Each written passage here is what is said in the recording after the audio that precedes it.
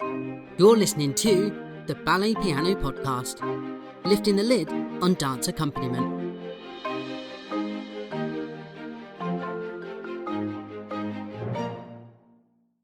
Hello, podcast fans, and welcome back to another episode of the Ballet Piano Podcast. My name is Chris Hobson, and to my right is the beautiful Akiko Hobson. Hello. And in front of me is the wonderful Matt Gregory. Hello, listeners. And hashtag David Yao of Instagram. Hello. Hello, gentlemen. Well, we're still social distancing. We still feel like we're a million miles apart in London. How are you both? A million miles apart, but good. Yeah. Still just about motoring on. Just about motoring on. We're using our sometimes, unreliable and temperamental social, what's it called? Video conferencing software. That's it, not social distance software. So I'm going to keep the fingers crossed that it plays ball with us today and that we don't have any technical issues. Hopefully, let's keep everything crossed, because that's a great segue to tell you that this is an incredibly special episode. It is our first ever Q&A episode. Hey! Yay. So we've received loads of questions from, I think, pretty much all over the world, and Mr. Matt Gregory has had the honour, is it, Matt, of sorting it all out? So I mean, I'm the quiz master for today. You are quiz master. You are the question master, Matt. So without further ado, I'm going to throw it over to you, and please put us through it. First things first, just to say to all our listeners, thank you so much for sending all these questions in. We have like 4 pages of questions. Wow. Oh, wow. Yeah. Gonna span 2 episodes, and some of them are going to sort of bleed over into our third sort of rounding up episode. But yeah, we've had so many. It's incredible. And if you like this episode, go over to our Patreon page, which is patreon.com/Ballet Piano Podcast, and support us on this journey. So let's get into it, shall we? Yes. The first question is this. This is from Westy on Instagram. And the question is, do you accompany ballet full-time? If so, how do you play a full-time week's worth of classes? I wonder in terms of practice time and playing for loads of classes. So... Well, yes, the 3 of us are all full-time, aren't we? We're all full-time musicians. We're all doing it for a while, as we've said. I don't know, a full week's worth of classes, it depends on where you're working and what your class is a full week. For me, and probably similar to Akiko, full time in the studio for us will be about 30 hours a week of playing time. So it's, it can be 5 or 6 hours a day, and then possibly other things on the side. I don't really know how I fit practice in around that personally. It can sometimes be if a studio happens to be empty and I've got a 30-minute, period free between classes or lunch, and I know I've got something that I need to work on, then I'll maybe just go and find a quiet space to do that. What about you, Matt? Well, I used to work 7 days a week. Wow. I only used to have 1 class on a Sunday, but it was a really good one, which is why I always loved to do it. Yeah. But before, obviously, lockdown, I was doing 6 days a week. And it's a full timetable, but it's spread out. Right. I have at least, 5 classes in the morning, a couple of classes in the afternoon, open classes, adult ballet, some kids classes, and adult things in the evening as well. Right, yeah. And so in many respects, I have lots of time to practice because I have gaps in my day and in my schedule. So that's really useful. So yeah, I mean, it must be different for you because all your classes and rehearsals are closer together, whereas for me, they're more spread out. So in terms of stamina, it must be harder for you too. Yes, it is harder because, our days are very condensed. And then, like Chris said, if we have 10 minutes, time to practice, we can just, try to find an empty piano and just, practice with your finger. But a lot of times, because, we've been playing piano for quite a long time in our lives. And this is actually coming from my teacher from when I studied, but you can practice without piano. So like something like, scores that you have to, learn, I don't know, Swan Lake or, Romeo and Juliet, like, you need to play. So instead of physically practice it, like I spend time on the train, on the way to work, on the way back, just to know the notes, know Just the with steps. the score and things. And then just- once yeah. it's in your head, you actually need little time to physically practice it. So that I'm benefiting from that a lot, especially like I've got a child and things. So when I get home, I've got other duty to do. So it's very hard to find actually physically practice. So you just use, benefit time. It's funny, isn't it? Because at the moment, actually, with lockdown, in theory, we've had all the time to practice, haven't we? In theory. Yes. And I wonder how many musicians, with anything really, a little bit like us. I found a list. Sorry, I'm digressing here slightly, but I found a list this week and I must have written it about 12 weeks ago. And it said, things I will achieve during lockdown. Now, this is not want to achieve. This is things I will achieve, right? The top, well, there was 3 things on this. Well, there's more than 3, but the top 3 things on this list was finish writing a section of a ballet syllabus that I was working on, a commission. I did that, so I was quite pleased with that. The second one was clean the inside of the kitchen cupboards. Haven't done that. The third one was descale the coffee machine. Hasn't even come into my mind. So yeah, all this time to practice and do things. It's not happened. So, but, You did yeah. a clean oven. Oh, thank you. Yes, I did. Well, this actually leads on lovely to the next question, which is from Ballerina Caterina on Instagram. And she says, how do you stay inspired playing the same music for repertoire and variation classes? Hello, Ballerina Caterina. That's an interesting question. How do you stay inspired? Depends on, I think, many factors. It can depend on what sort of a studio or what sort of a setting you're working in, who the rehearsal director is, who you're playing for, what sort of a piano you're playing on, and if people are ultimately listening to you and interacting with you artistically and being on the music or not. If you're playing for, you could maybe only play for 3 sets of solos, but if people are not listening and really not being on it and not working with you artistically and musically, it can be hell, and the inspiration levels there are 0, where you do end up, I don't know, accidentally looking at a text message on your phone or staring out the window at my friendly squirrel that I sometimes see if I turn to the right in a main studio. Whereas if, you can play 20 versions of the same solo for 20 amazing dancers and be inspired by each one, because, the job is symbiotic, isn't it? We're playing for the dancers and the dancers are dancing with us. So each time we play the variation, it's going to be different. We can't play it the same every time. So that for me is what's inspiring. It's looking for people and thinking, okay, they're just going to take, a slight breath to go into a particular step in the choreography or something, and knowing that and getting to know dancers artistically is what keeps me inspired. Yes. And also they lead us to kind of play the way they want us to play. Yeah. In a way, by inspiring us. I suppose like if somebody comes in to do, I don't know, like let's say finger fairy variation or anything, even the way that they walk in and set themselves up before they take that first breath and stick that first finger in the air, like that is just going to really, that already sort of shows us how we're going to start to accompany this dance. If they walk on sort of like clod-hopping in with the point shoes on and they look as if they can't really be bothered, then you're going to struggle to be inspirational for that. Whereas you can play the same notes for somebody who walks in and just ultimately performs it for you. You go, yes. So this next question is from a Smiley Pianist on Instagram. Her name's Jessica, and she says, when's a good time to use a bourguignon in class? Ooh, I think I know a ballet teacher who has the answer to this question, don't I? And he's right in front of me. Mr. Yao, take it away. Oh, I love this because it's so unexpected. Not what you think. And I usually tend to do it in something unusual, like for pliés. It's not what you expect for pliés because there's such an ebb and flow to it that's not even all the time. And that kind of catches you unaware, but it wakes you up. So your ears have to really listen so that you can dance with the music. And that kind of like pulls all the class together, really.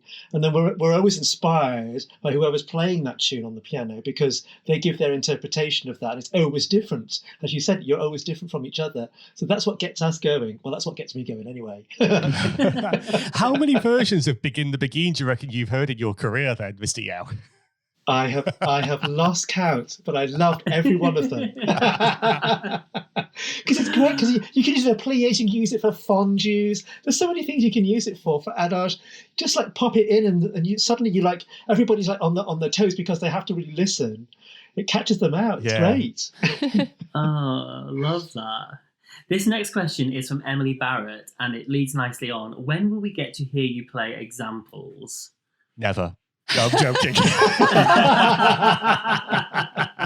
You have to become a Patreon to hear examples. Hello, Emily. When are you going to hear us play? Well, originally, before lockdown and before COVID and before this awful pandemic happened, we planned to try and do some live streaming and things and videos from class, hadn't we? That we could. I wasn't sure where we were going to do it, whether we'd do it live on, say, an Instagram or a Facebook, or we'd pre-record some and, club it together on our YouTube page. Sorry. So that project has been put on hold slightly at the moment, simply because of the situation we're in. But we're hoping to get some things online relatively quickly. Well, post-lockdown, I think it'd be great. And ideally, we'd like to have us accompanying and teachers setting things so we can see how different people cope with different teachers and playing different pianos in different studios, etc. So hopefully that'll be online, let's say before the end of the year, hopefully, if we ever get back into our studios. It's all about the technology, isn't it? At the moment it is. Yeah, well, our technology is working really well on this recording so far, so I'm happy today. Well, I know we're only 10 minutes into it, but let's keep your fingers crossed that we're still here in 20. Yes. Yeah. Next question from Liv Pickford is, Hi, what Liv. pieces... Is Liv a student? No. No. She's a lovely friend. She's a friend of ours. Yes. Yeah. She wants to know, what pieces do you play for class that still give you goosebumps? Or David, what do you like to hear for class that gives you goosebumps? Oh, I love a big, big emotional thing like Spartacus, Out of Africa. Actually, I'm very partial to a bit of Chopin. So the Andante Spinato, is that how it's pronounced? And then the Spianato, yeah. Yeah. And It's my favourite. I absolutely love it. I didn't know gives me that. goosebumps. Yeah. You should Do you know tell why? me. That's because Sir Frederick Ashton used it in one of his ballets in A Month in the Country. And it's a very emotive pas de deux between a very mature woman and a very young man. And the fact that, she has so much in terms of her reputation to lose, and she's falling madly in lust with this young man who's suddenly entered their lives. It's really, it's done so well. He is a master at using music to that effect. So that's what gives me goosebumps. Yeah. Wow. That's amazing. What do you get goosebumps with, Akiko? I don't know. I think I like a lot of film music, especially Morricone is my favorite. So I do love playing those. And also sometimes, when you play quite passionate, lots of notes, like volumey music, and then just after that, if you just switch to like something like Bach, which is very simple and less note, it makes me feel quite nice feeling. Because film music's so evocative, and emotive. It's usually played on full symphony orchestras, so you can try and emulate that on the piano. There's lots of goosebump moments. But it crosses generations, doesn't it? As well, with John Williams, people, in their 70s and 80s know John Williams in the same way that 10 and 12-year-olds know John Williams music. It just crosses every generation possible. It really does. So if you chuck some, you chuck Schindler's List into class, you're gonna get at least 80% of the dancers in that classroom or that studio are gonna know what you're playing, aren't they? Chris? And the kids will know that Harry Potter theme as well. Oh yeah. Yes. Chris, you got a funny story of Out of Africa. Oh, the Out of Africa, yes. So, Go on. okay, I'm going to try and work out how I say this without names. Okay, so, right. I was playing in a studio somewhere in Europe a few years ago. And I was playing the Out of Africa theme, and it was for a centre adage, and the piano was in, let's say, downstage left corner, and the studio, the mirrors were at the back of the stage. So the dancers all had their backs to me.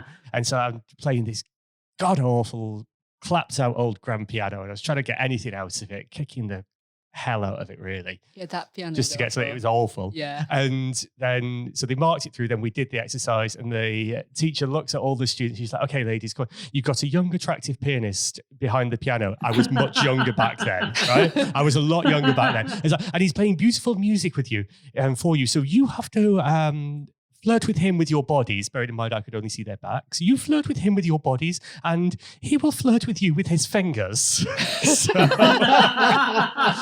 that was... That's Do you know what? brilliant. Innuendo, though, comes into class a lot. I forgot about this.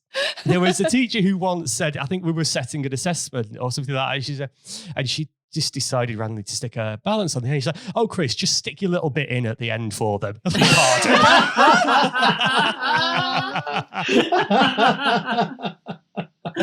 I love it. It's giggle those kind of things, doesn't it? I mean, we've slipped into innuendo several times in this series, and that's a whole episode of its own. Yeah, some of it's been on purpose, though, hasn't it, David? Just let me nip back to Liv's question. The thing that still gives me goosebumps is, Matt, I think you put it on the social as well. It's not meant to be egotistical. It's my little Queen medley, and the reason it's strikes a good emotion for me is because I used to work a lot with Liv's husband, Errol, before he passed away a couple of years ago. Errol. Yes. So, and the Queen Liv medley. is, of course, Liv Pickford. Of course, it's Olivia Errol Pickford's Pickford. wife. Yes. Of course. So sorry, I know we were Errol. out planning this assessment one night. I was like, all right, come on, pal, what do you want for your pliés? He says, I think I want some Queen. I was like, right, okay, I'll get 4 tunes in, and we'll do some form of Queen music for your pliés. That's how we'll start the assessment. We'll set it out as we mean to go on. The next exercise went into a medley from South Park, so it was something very different. But the Queen medley, and in my head now, that is always that's Errol's music. That's his. So that's the one that really gives me goosebumps more than anything, I think. Yeah. Do you know why it gave me goosebumps when I listened to it? Because Ollie Pike, who is the voiceover of the podcast, listeners, he used to be in We Will Rock You in the West End.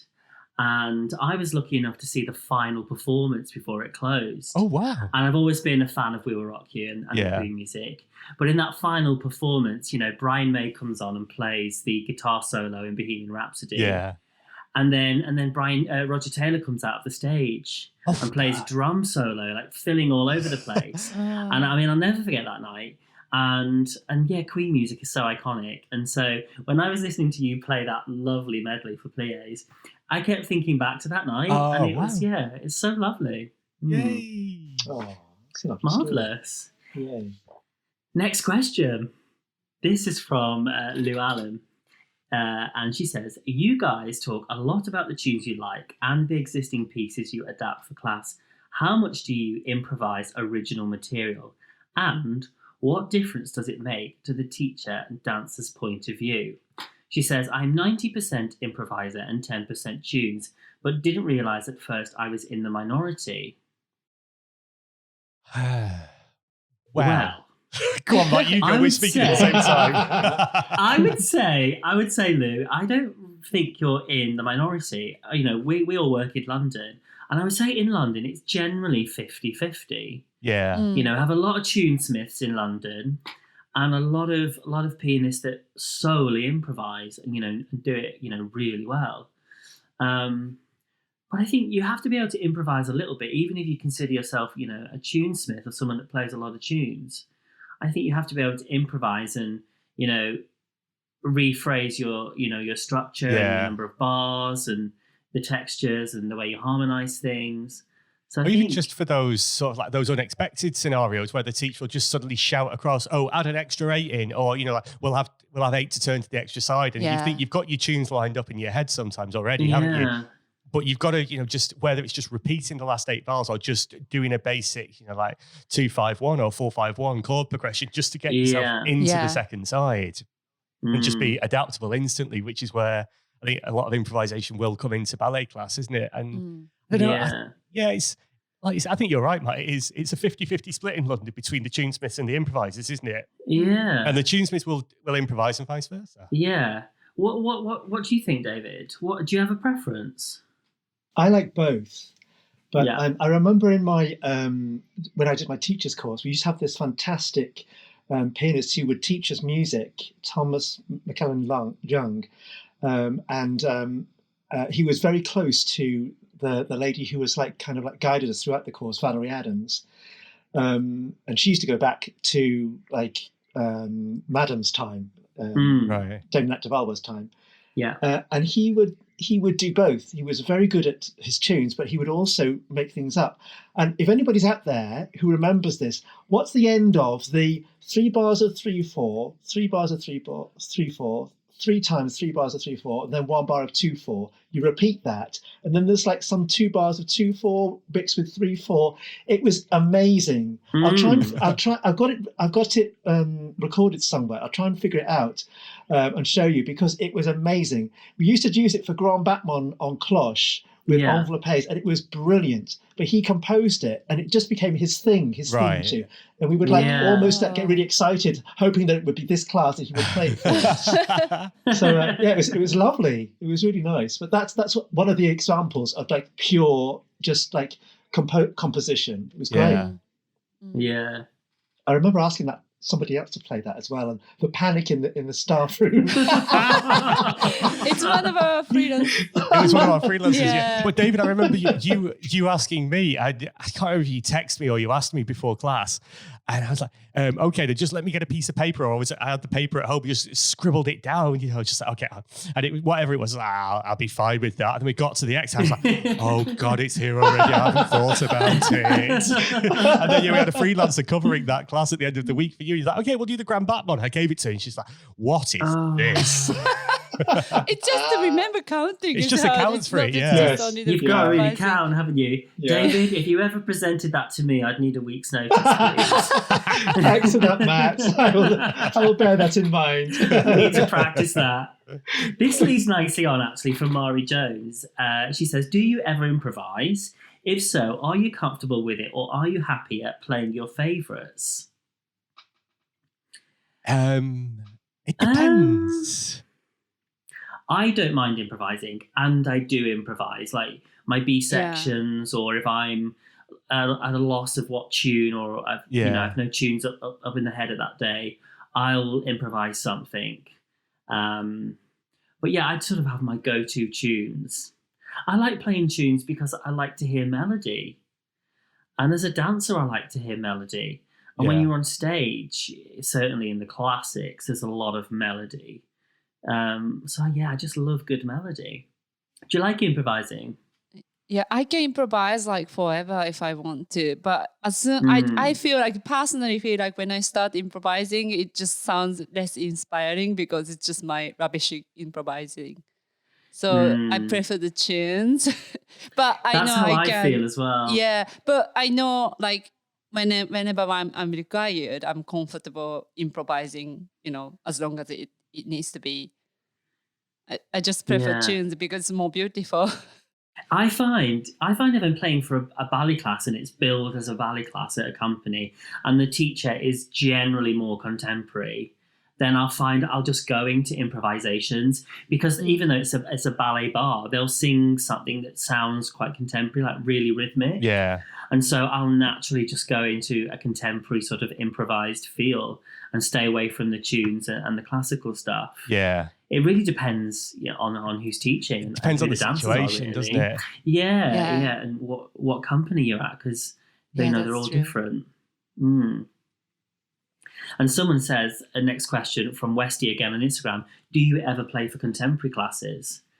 Now, Chris, you started out in contemporary, didn't you? I started out in contemporary, and I've become a little bit divorced from it for the last few years. But you said you enjoy it. I do. when I first moved to London and life had been ballet for quite a number of years, I started playing most of the contemporary classes again just for an escape from ballet, and it was quite a nice escape. And now I do some of it, but not as much. I think it comes back to the creativity, and I love playing for contemporary. Like, we'll get the cajon or the djembe in there. I've just recently bought an electric drum as well. Well, actually, it was 2 years ago, and I've still not learned how to play it. But I will eventually get around to it, doing that and learning all these looping things that all these amazing guys can do. But I think with contemporary as well, there's so many different ways of approaching it, isn't it? It's a whole vast history about it. So the answer is yes.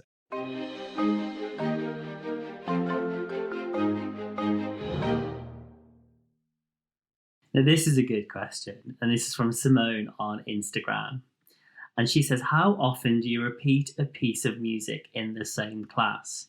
Do you have to constantly learn and add music to your accompanying repertoire? Now, Go on, Matt, you look like you're ready for this one. I can see you online. You see that big inhale? For me, I would really try not to repeat myself in the same class. Yeah. Of course, I repeat myself in the same week, of course, but I try not to repeat myself in the same class. And one of the beauties of me freelancing all over London is one studio's heard my playlist for that day, and then I'll go to a completely different school, a completely different company, and they've not heard my playlist for that day. So I can but it all, it does vary depending on what the teacher sets. But yeah, I try not to repeat myself. There's a teacher, a pianist that I used to work with, and he said he never repeated himself in a week. Wow. He had a week's worth of repertoire. I mean, we all know who he is.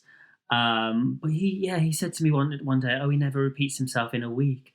And I thought, wow, must have a huge repertoire. Yeah. Does he do that on purpose? No, it wasn't particularly showy offy. No, it's just one of those things. Or a personal challenge, maybe? Yeah. Yeah, sometimes I try and think, what haven't I played for ages? Or, go in the back catalogue and find something that I haven't played in a long while and try and, get it out there again. But yeah, I find the repertoire goes in cycles sometimes. I think I certainly don't try and repeat myself in the same class. I try and avoid even playing the same music for if there's a break, or it depends on the level of what you're playing for, doesn't it? If you're at company level, you know that you can get away with playing something even completely different for the second side if they're taking a break.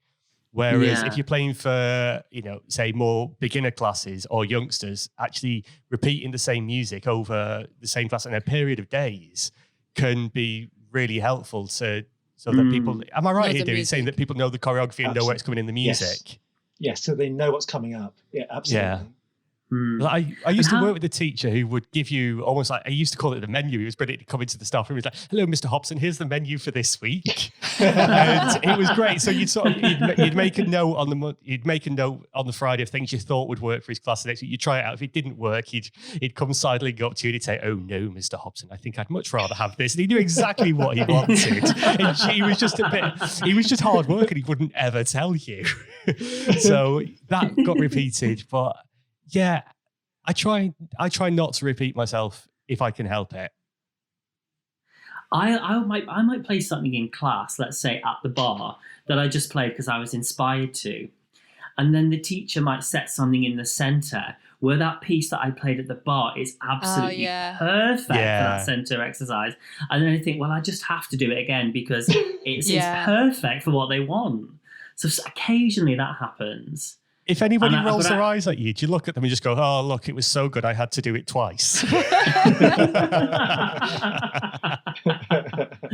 Oh, the eye rolling. That's a separate episode for later on. What about adding repertoire, adding music to your repertoire? How often? As often as much as you can. Yeah, I'd like to say I do it every day and every week. That was also going to be on the list of things to do. In fact, it is on the list of things to do during lockdown. Yeah. I'm sure it's the same as every other ballet pianist. Me too. I wanted to find a month's worth of repertoire. That was like these unrealistic goals I set. I think I've done about 10 tunes. It's not great in 12 weeks. But sometimes it comes just like, when you go for like shopping mall for shopping, or like Spotify or watching TV, and then tune comes like, oh, this is good tune, and you just write it down. So, you don't need to sit and try to learn. Exactly. If I'm on the internet and I'm watching something and then I hear music or whatever, I'll go to music notes or, and find a lead sheet or something and just, learn it and get it in the fingers. I think everybody has a memo on the iPhone, like a yeah, list of notes songs that and you need to learn. Yeah. Next question is from Caris Faulkner, who is CF Ballet Girl on Instagram. And she says, what's your least favourite part of ballet class and why? Right. Is this for pianists or for teachers or for both? This is for both. I mean... right now, for a teacher, the worst thing now is I'm sorry to say, it is Zooming. And the lag in Zooming when you're trying, if you're a musical and you really enjoy to have live music to your ballet class, it's like really murdering this lovely music when you sing, because you don't know who's on the right beat because of the lag. And it's just so frustrating because you want to say something, but you can't, because if you say something, it will cut out the music wherever they are at their end. Yeah. So you have to hold your tongue, and it's just, I literally just want to throw the thing out the window. It's just so maddening. You're right. At the moment, we can't trade musicality, can we? It must just be the time it takes to get to Japan and then back to us in London, David. I know, because I was playing for you last week for a student who was in Japan, and I could see you physically stopping yourself from speaking. It was mildly amusing. And somehow it gets worse if it's the faster music, doesn't it? Yes. Somehow. It must really test your patience. It must test your patience. Definitely. Yeah. It does. In a general ballet class, I'm just trying to think what the worst thing for me is. And I think it would possibly be, I'm trying to work out how I say this politically correctly and still pay my mortgage. It would be working with a teacher who isn't that musical and being corrected by people who aren't that musical. That would be my sort of number one bugbear. It's not a bad thing, because people are just trying to help. I know people don't mean bad. I find that quite difficult, especially when it gets to things like Pitti Allegros and medium Allegros, when you can watch the teacher setting something and you can watch the students or the dancers responding, and you've got a really good idea of what's going to work well, be it a 6/8 or a 2/4, and you know in terms of tempo what is going to work for this exercise, and then you said, no, not too fast, so you play slower, and then they come up to you and say, no, it needs to be much quicker, so you play much quicker, because of course we're not going to cause an argument or be disrespectful in the studio. It's like, it's the age-old rule, isn't it? If you've got a problem, it doesn't happen in the studio, you address it outside. And so you're doing what's being asked of you all the time, knowing that it's not really helping. I find that quite frustrating and difficult. When you see the marking of the teacher and you already know that it's not going to work, and then they ask me to try to make it work, it's very frustrating, isn't it? Yeah. You have to be the support for that teacher, don't you? Sort of the unsung hero. And we've said that in previous episodes. If something's not going right, you just sort of do the noble thing and sort of hold it together for the teacher and the dancer. Yeah. If something's not, I can foresee it's not going to work. I just sort of pull on experience and use all my aces to try and make it work. But I don't have a least favorite part of ballet class, but if I had to, it's the point in the class, and I just think, okay, here we go, and it's medium allegro. Oh wow! Why is that, Matt? And it's because if it's in 2, is it in 3? It's the penultimate big jump, isn't it? But then the music can't be too heavy, but it can't be too quick. Men and women need medium allegro at a different tempo. True. Yeah. Sometimes do you include lots of quavers to make it busier, or do you make it more grand, or do you keep it more 6/8 feeling?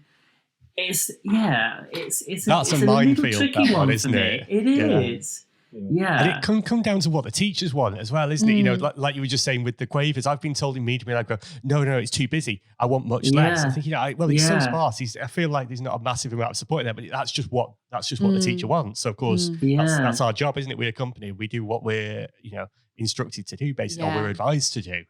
Yeah.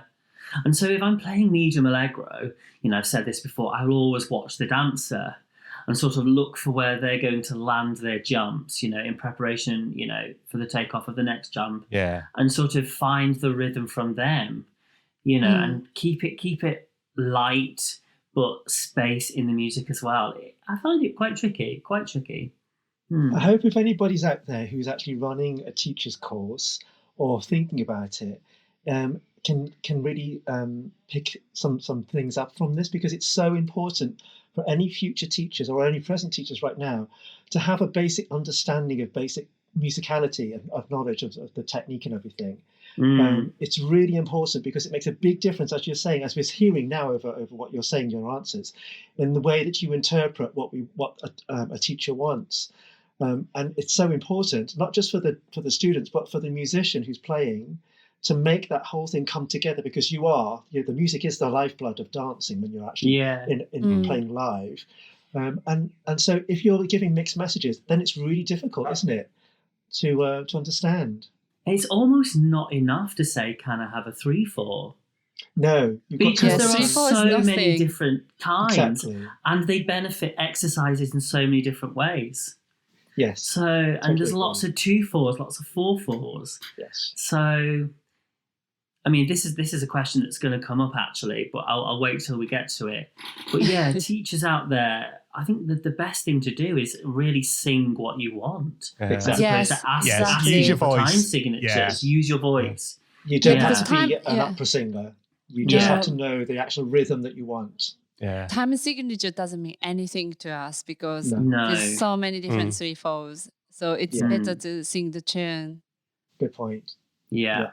Definitely. David, Yes. did you sing in this next question, which is, have you done exercises in 5? Oh, this is my favourite. Yeah, that's from Westy again on Instagram. Have you done hi, exercises in Westy. 5? Yes, I have. I love 5/4. I love Dave Brubeck's 5/4. I love anybody who composes on the spot in 5/4. I just think it's so interesting, and you can do so many different things with it. Slow it down, make it faster, make it really adaptable to what you want to make people listen. And it does. It has a different beat to it, a different feeling. It's great. It's so alive. Love it. Great question. It wakes up in the morning, no? It wakes us It up. Yeah. does. All of us, doesn't it? You really have to think. I mean, I played the 5/4 for you, David. Whenever I played for you, and it was brilliant. And I know, Chris, you played Take 5, don't you? Yeah. The famous 5/4 piece. But I treated the 5/4 like a polonaise, but take the 6th beat off. Oh, that's even better. That's in fabulous. groups of 3 and 2. Wow. So it's still quite militant and military sounding, and regal. Matt, sounding. I'm gonna learn that from you and adopt it into my ballet class if you don't mind. As this podcast is all about learning from each other, I'm not going to nick your music. I'm just going to nick your style. It's if that's gonna okay. be his next CD. I could play a little example and put it on the social media. There we go. Of Yay. what I would do for a 5/4. Well, you never know. There could be a 5/4 exercise coming up on possibly a future Ballet Piano podcast CD download. You never know. Maybe. So Maybe. stay tuned to the social media channels and read your emails about future updates to see when that thing's going to be released. I sometimes play a Swan Lake Overture in 5 just to make everybody fantastic. giggle. Wow. Love that. It makes people giggle. Yeah. I love Good for that. you. That's really cool. That's another one we're nicking, Matt. Just make a note Is quickly. it going to be your next CD? That's on, My it's on the next pencil is CD. poised. It's on the next CD, but don't tell the wife. Shh. So the next question is from The Godfather, Jonathan Steele. Oh, okay. Hi, Already we are Jonathan. not worthy. Yay. I'm just going to plug him now, listeners. If you want some blogs that are, ingeniously written and wonderfully. The content is just amazing. Go to www.jonathanstill.com. He is the guy who transcribes all our episodes for us, and we love him dearly. And his question is for all of us. What advice would you give to a teacher who is nervous of working with a pianist for the first time? The best thing to do is to keep things simple. Yeah. Just be very calm and to really sing exactly what you want. From the moment that you want an introduction, how long that is, what speed it is. Yes, you don't necessarily have to say, I want this as on a 3/4 or whatever, because you might not know yourself as a teacher.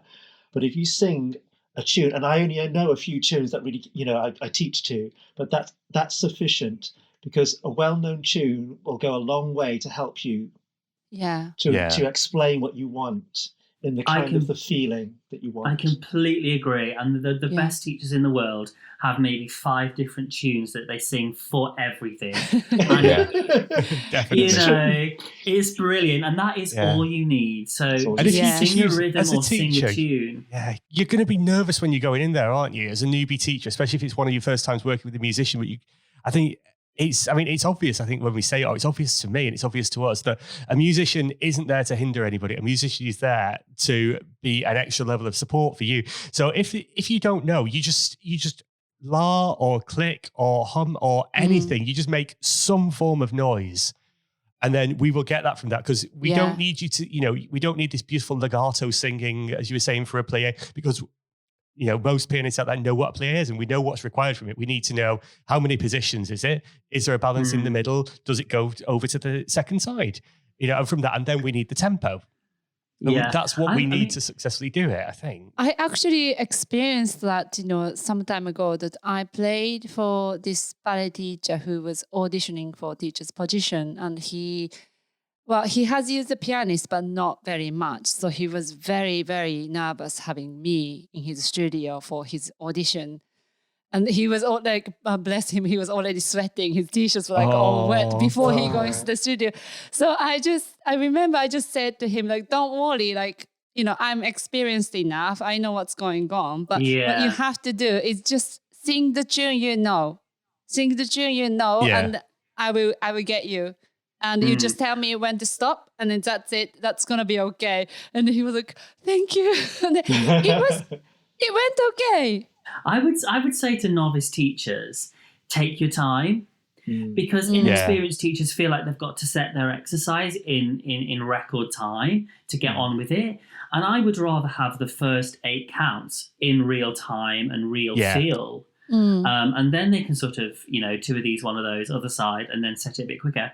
But I would say just take your time and just just use your voice, like Chris said. Use your voice to sing what you want. Sing the names of your steps. Sing the rhythm, sing the counts. As long as the first 8 counts really sort of in real time, and then that's all we need really. If we get that first 8 counts in real time, then we've got the rest of your setting time then to work out what we're going to do. We can go through our file. If you use a file, we can work out what chords progressions you're going to use and how you're going to improvise it, if that's the route you're going to go down. It gives us the ultimate amount of time to be brilliant, hopefully, for the ballet class. And for any teachers as well, also keep an eye on the pianist, especially when you're coming to near the end of what you want. Because if you can catch their eye and you can almost nod as if you're saying it's coming to the end. At the end of this is this phrase, we're coming to an end. That kind of helps us all come togetger and kind of finish together. That's a really good thing. It is. When we all come together at the end, it's good. Yeah. Do you remember, Chris, when I taught a couple of beginner adult classes in London? Yes. You played for me. I was really nervous because you've got a room full of adults that want a basic ballet class. I know what I'm doing, up to basic level. But it's all about giving thumbs up and having that communication with the pianist. Yeah, you were great, Matt, communicating. It was brilliant. Because I was nervous playing for you because you're you, and it's that thing of being a lonely pianist in the corner. We don't cross over with each other. Unless you marry somebody, we don't hear each other playing. Yeah, And that was weird. But it I was knew good. I knew you were going to be amazing, obviously, but I just wanted to, as the pianist, include you in the class. That was You know, great. and David, you do that all the time as well, which is wonderful. I think it's so important that we're all together. Yeah. Mm. I just thought I just had a teacher ages ago. It's not his fault, but every time when he finishes the exercise, he did this gesture to me. I don't know how to say it. Just going like from left to right across your throat, as if In like front of you. I'm going to slit your head And off. first time he did it, I just thought he didn't like my music, and I thought Oh. like I'm fired. Oh, And no. I was so nervous. Oh, It's And then learning Lottie what the was just- gestures mean. isn't Yeah. it? And everybody's got Yeah. different gestures as well. Mm. Yeah. Actually, maybe that should be part of a teacher's course as well. Maybe there should be some David, international before we come stuff. up with universal gestures for teachers to do to us, what we actually need to do is make sure that you guys could all call steps the same thing and stop being so precious. That's a my whole 2 pence different- worth, for yeah, whatever that's it's a- worth. Yeah, it's a whole different question. Yeah, it's near the end of isn't the podcast now. Not that I've paid my mortgage off. The podcast is nearly over for season 1.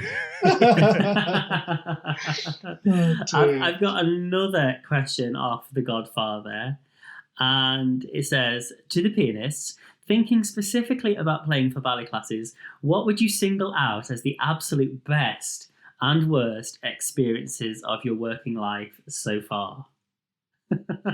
Mine was when a certain famous principal dancer shouted at me. That's probably one of the worst experiences of my life.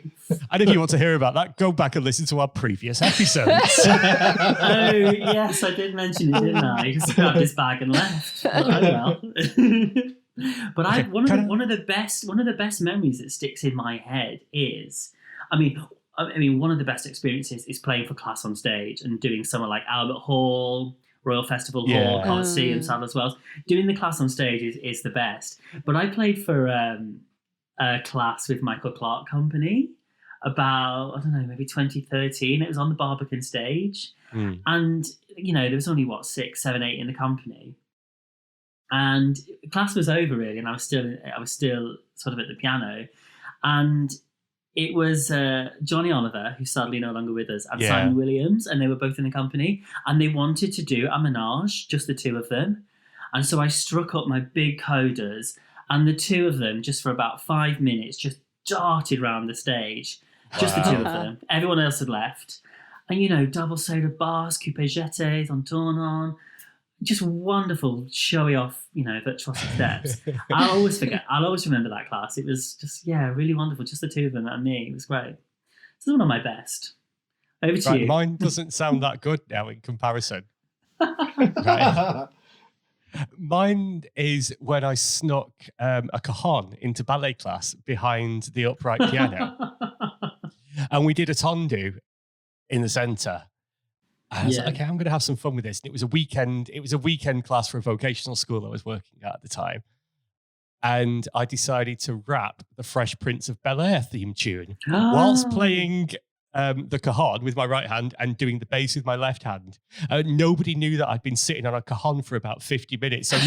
So I mean, the bad point of this was I had a really numb derriere, but the brilliant point was a lot of the then students knew the Fresh Prince of Bel-Air. So when I started off with, now here is a story all about how, applause rippled across the studio. And I And you felt just kept quite good going? about that. I just kept going, didn't stop. Wow. That's I enjoyed amazing. No, that trumps my experience. I mean, Come on. that is a little bit premeditated because I had to plan ahead for it, and I had to work out which teacher it was going to be and all that, because not everybody would like that. But that was one of Yeah. my highlights. I What thought about you were Kiko? gonna say, we do duets sometimes. Oh, duetting in class is also a highlight. And Oh, we yeah. include Oh, melodica. right. That's quite Yeah. fun, and it's just a bit treat for us as well. I quite enjoy. That's usually a good Christmas treat, isn't it? Like on the last day of a term, if we get dressed up in. We dress up like Christmas, and Yeah, a then we Christmas bring a tree. melodica and do absolute duet. What we do is basically trash a ballet class, isn't it? Yes. We trash the last ballet class of the year. Yes. There's not much focus in it. David, do you have moments that sort of stick out in your career? Things that you'll never forget?